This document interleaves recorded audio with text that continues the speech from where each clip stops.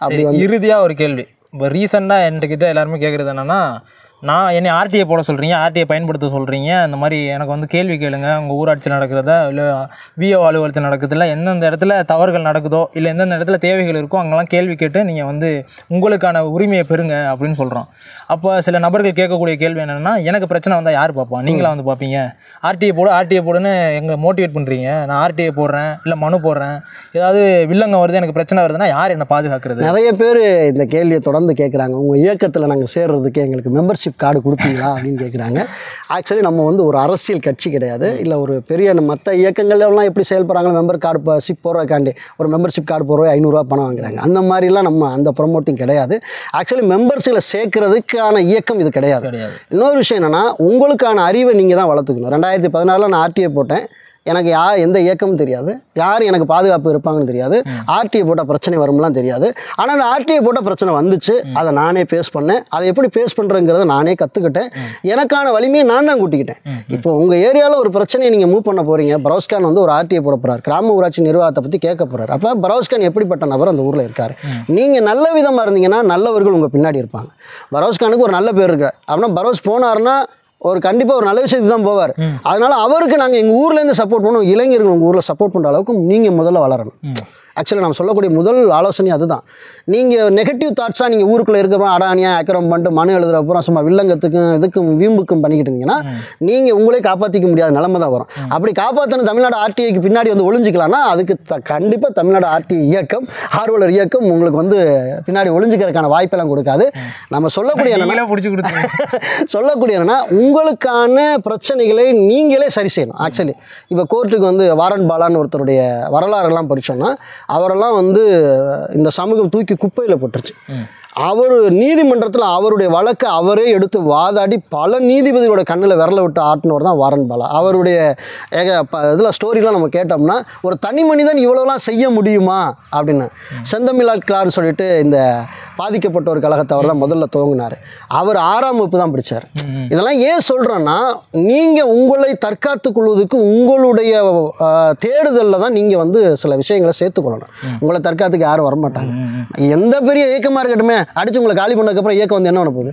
என்ன உங்களுக்காண்டி போராடுவோம், அவருக்கு இறப்புக்கு நீதி கொடு, அவர் குடும்பத்தை பாதுகாத்துக் கொள்வேன் நான் சொல்லிக்கிட்டு இருப்போம். அதுக்கு முன்னாடி உங்களை யார் காப்பாற்றுறா?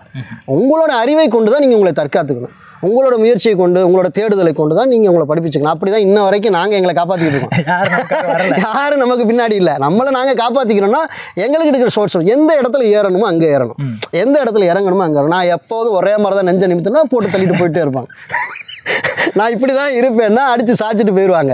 ஒரு ஊரில் ஒரு 10 பேர் நம்மளை எதிர்க்கிறவங்க இருக்காங்கன்னா அந்த எதிர்க்கிறவங்கள நம்ம எப்படி சமாளிக்கணும்? ஆக்சுவலி அவங்கள்ட்ட போய் நீ எதிர்த்துக்கணும், நான் பார்க்குறேன்டா உன்னை எதிர்க்கிறேன்னா அவன் அடிச்சு போட்டு போட்டு படிக்கிறதோட அந்த இதெல்லாம் கையாளுற திறனை நீங்கள் உங்களுக்கு வேணும். இதெல்லாம் வந்து அப்போ எல்லாம் பயந்து போக சொல்கிறாரா? பயந்து போக சொல்ல, பக்குவப்பட சொல்கிறேன். ஏன்னா இதுலேருந்து நாங்கள்லாம் அடிபட்டு மிதிப்பட்டு வந்ததுனால இதில் நீங்கள் 100% டெம்ப்டாக இருந்தீங்கன்னா தட்டி உட்கார வச்சுட்டு போயிட்டே இருப்பான்.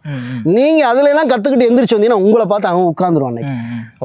ஒரு தம்பி யூடியூப்பில் கமெண்ட் போடுறாரு, ஆர்டி ஆர்வலர்களை இங்கே யாரும் மதிப்பதே இல்லை அப்படின்னு ஒரு தம்பி கமெண்ட் போடுறாரு. பாலா கிட்ட நான் சொன்னேன், பாலா அந்த நபர் யாரும் நம்மளுக்கு தெரியும், ஆக்சுவலி போடுறாரு அப்படின்னு சொன்னேன். நாங்கள் 2 பேரும் சிரித்தோம். அந்த தம்பி ஒரு நாள் வந்து நான் உட்கார்ந்துருக்கும் போது என் பக்கத்தில் வந்து நிற்கிறாரு. உட்கார்ந்துருக்கார் வட்டாச்சர். என்னை பார்த்தோன்னே எந்திரிச்சு வணக்கம் சார், வணக்கம் சார். அந்த தம்பிக்கு வந்து அதை விட நம்ம என்ன சவுக்கால் அடிக்கணும் வர என்ன ஒரு புரிதல் வந்திருக்கும். என்னடா நம்ம உட்காந்துருக்கோம் கண்டுக்கல, அவர் எந்திரிச்சு வந்து அவருக்கு வணக்கம் சொல்கிறாரு அப்படின்னு. இந்த வளர்ச்சியை வந்து நம்ம வளர்த்துக்கணும். ஆக்சுவலி அப்போ எல்லா அதிகாரிகிட்ட நம்ம எப்படி பழகணும்னா, இப்போ நம்ம ஒரு ஆஃபீஸ் அன்னைக்கு போனோம், நீங்கள் சும்மா வர மாட்டீங்களே, காரணத்தை மட்டும் சொல்லுங்கள், நம்மளை வெளியிலே நிற்க வச்சு அன்றைக்கி எவ்வளோ தூரம் நடந்துச்சு நீனும் பார்த்தேன். ஒரு சில விஷயங்களை நான் எதுக்கு சொல்ல வரேன்னா, அவங்கள நான் ப்ரமோட் பண்ணல, நம்ம நேர்மைக்கு வருவோன்னு முத்திரை பதிக்கும். அவன் நேர்மைக்காக போராடுற அவங்களே நம்மளுக்கு பாதுகாப்பு கொடுப்பான்றேன். கரெக்டு தான். நீங்கள் அதிகாரிகளை எதிர்க்கவோ அரசியல்வாதிகளை எதிர்க்கவோ இருந்தீங்கன்னா அது சரியாக வராது. நீங்கள் எதுக்காண்டி எதிர்க்கிறேன்னு அவங்களை புரிய வைக்கணும். அப்போ அவங்களே உங்களுக்கு பாதுகாப்பு கொடுப்பாங்க. நிறைய துறைகள்லேருந்து அவங்க தான் நம்மளுக்கு எடுத்து மனுவை தர்றாங்க. இப்போ நீங்கள் வேளாண்மை துறையில் இருக்கீங்க, நீங்கள் ஒரு ஏஏவாக இருக்கீங்கன்னா நீங்கள் எங்கள் துறையில் என்னென்ன நடக்குது நீங்கள் எனக்கு இன்ஃபர்மேஷன் கொடுத்துக்கிட்டே இருப்பீங்க.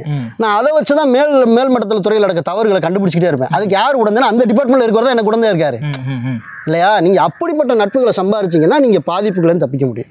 இதைத்தான் நம்ம திரும்ப சொல்கிறோம். ஆர்டி ஆர்வலர் இயக்கமோ இல்லை பல இயக்கமோ உங்களை பாதுகாக்காது. நீங்கள் உங்களை பாதுகாத்துக்கிறதுக்கான உங்களோட சோர்ஸை, உங்களோட அறிவை நீங்கள் வளர்த்துக்கலைன்னா நீங்கள் எப்படிப்பட்ட இயக்கத்துக்கு பின்னாடி ஒளிஞ்சாலும் அடித்து தட்டி விட்டு போயிட்டே இருப்பாங்க. அதை நீங்கள் பார்த்துக்கிறீங்க. சரி, ஆர்டிஐ மனு போட்டு இது போன்ற பிரச்சனைகளை சந்தித்து பக்குவப்பட்டு இன்னொரு விஷயம் நான் கூட சொல்லிக்கிறேன். என்னன்னா, இப்போ நிறைய தகவல்கள் நம்ம தேடும்போது கிடைக்கும். இப்போ நான் 2014 தேடின விஷயத்தை நான் எனக்குள்ளே புதைக்கலை. ஆக்சுவலி எனக்கு தெரிஞ்ச விஷயம், நான் பண்ண விஷயங்கள் எல்லாம் முகநூல் பக்கத்தில், யூடியூப்பில், இது எல்லா பகுதியிலும் நான் பகிர்ந்தேன். நான் ஒரு மனு போடுறேன்னா இந்த மனு மாதிரியை என்னோடய யூடியூப்லேயும் பதிவேற்றம் பண்ணுவேன், என்னுடைய சமூக வலைதளங்களில் நான் பதிவு பண்ணுவேன்.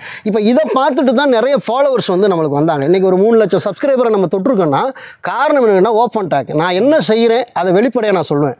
நான் இதை தான் செஞ்சிட்ருக்கேன், மறைமுகம் கிடையாது. இப்படி நீங்கள் உங்களுக்கு தெரிஞ்ச கருத்தை வந்து நம்மளை விட வேலை யாரும் பெரிய ஆள் வந்துட்டானோ போச்சோ, ஆகவே நமக்கு தெரிஞ்ச நம்மோட வச்சுக்கணும் அப்படிலாம் இருக்காதீங்க. தெரிஞ்ச விஷயங்களை உங்களோட பொதுவழியில் உங்கள் நண்பர்களுக்கு ஷேர் பண்ணுங்கள். நிறைய வாட்ஸ்அப் குரூப் இருக்குது, பகிருங்க. பொதுவழி முகநூல் இருக்குது, எதுக்கோ பயன்படுத்துகிறீங்க.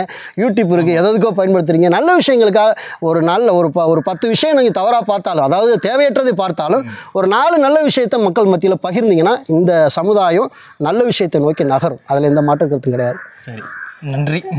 நன்றி.